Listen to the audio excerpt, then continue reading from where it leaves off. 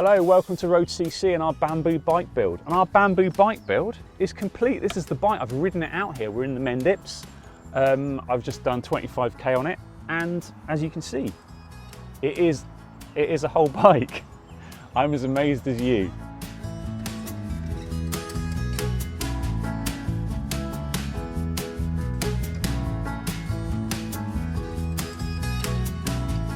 It was fairly straightforward, really. There was a few issues. The back brake at the moment is largely ornamental on account of the brake bridge is a little bit too high. I've got a long drop caliper on order there. It took a little while to get the headset in and a little bit of Dremel work to make the holes big enough for it. But generally speaking, everything's fitted pretty well. There's not a lot of space in the rear for a big tyre, so I've got a 23mm tyre in there, and I've had to dish the wheels slightly towards the non-drive side just to get it centrally in the chainstays.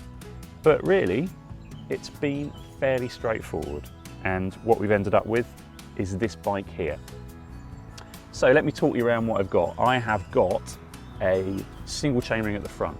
Now the reason for that is because originally I built this bike up because I was going to go and do a race in it, and if I'm going to go and do a race in it, I'm only going to need with a one ring, so that's fine. But also it's quite a complicated business to fit a front derailleur to a bamboo bike, because obviously you don't have a standard sized tube and it isn't round, so you have to actually screw in the derailleur. You have to screw a braze-on thing onto here and then fit it, and then it has to be in the right place, and it won't necessarily be. So I haven't gone through all that rigmarole. I've just gone with a single ring. I've got a SRAM Force 1x chain set, and I've put a 52 tooth Praxis ring on that I had in the shed.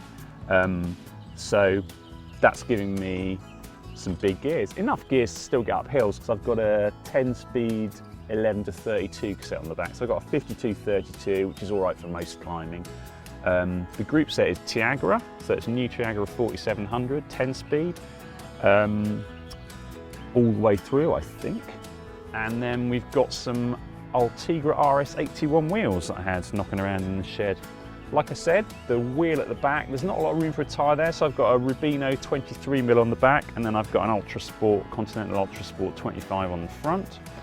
An old Pro stem that was knocking around, some old zip bars, and saddle and seat post off a Genesis that's in the office waiting to be tested, but can't be now because it hasn't got a saddle and seat post. And then a Kinesis 1/8" seat clamp. And that's it. Just waiting for a long drop brake, going to get one of those from Diacompe, and we're good to go. So I'm 25k into my first ride on this bike, and my first proper ride. I rode it up the hill last night.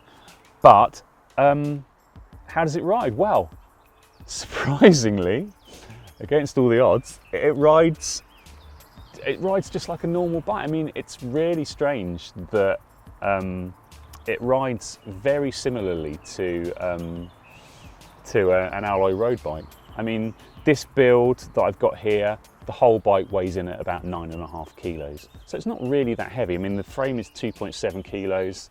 Some of the kit on here is pretty decent. The wheels are pretty decent, the stem and bar. So it's not a super heavy build, and you could probably get it down to, you know, under 9 kilos if you put some slightly more expensive parts on it. But it just rides like a normal road bike.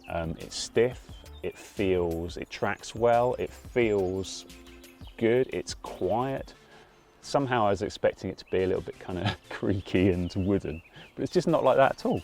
It just feels like a normal bike, and it's a really funny thing. There comes a point. It's a little bit like when you get a new bike rack for your car, and you put your bike on your car, and then you spend about the first 10 minutes of your drive just like terrified that the bike's going to fall off, and then at some point you just go, it's fine, and then you forget about it. And it's the same with riding this bike. For the first kind of 10 miles or so, I was checking it all the time. I was looking at it, I was like feeling it, kind of trying to think about whether it felt right or whether it was going to fall apart on me. And then all of a sudden I just started riding it like a normal bike, and you know, it rides really well. It's smooth and it's quick, and I've really enjoyed riding it around Mendips, and I'm sure I'm going to enjoy riding it home. So I'm fairly confident that I can race on it. I'm not sure I can win anything on it, but then I never win anything on races anyway, so that's not a problem. I'm going to take it up, probably up to Castle Combe, which is a nice easy race where you can kind of sit in the middle of the pack. So I'll probably do that on it and see how I get on. But that's the next step for me on this bike. I look forward to that. I'm sure everyone else in the race does too. If you've got any questions about this bike build or this bike kit, just ask them in the comments below. We'll get them answered for you.